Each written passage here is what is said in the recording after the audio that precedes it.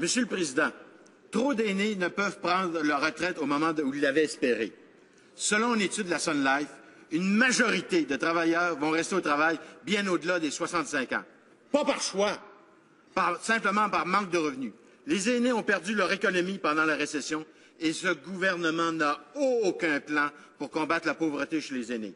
Monsieur le Président, quand est-ce que ce gouvernement va-t-il enfin cesser de faire des cadeaux aux grandes entreprises et enfin agir pour que les aînés puissent vivre leur retraite autrement que dans la pauvreté?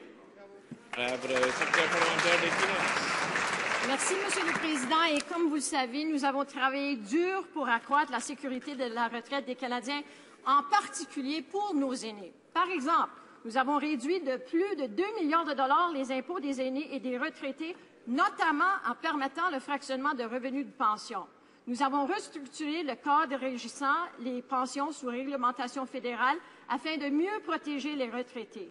Et de concert avec les provinces, nous avons examiné des propositions visant à apporter d'autres améliorations et nous sommes sur le point d'instaurer le nouveau système de régime de pension agréé collectif, le RPAC. J'espère que le NDP va nous supporter là-dessus. Monsieur le Président, il est manifeste qu'on ne vit pas sur la même planète, là. Présentement, il y a de plus en plus de Canadiens aînés qui se retrouvent avec trop de dettes, pas assez de revenus. Order.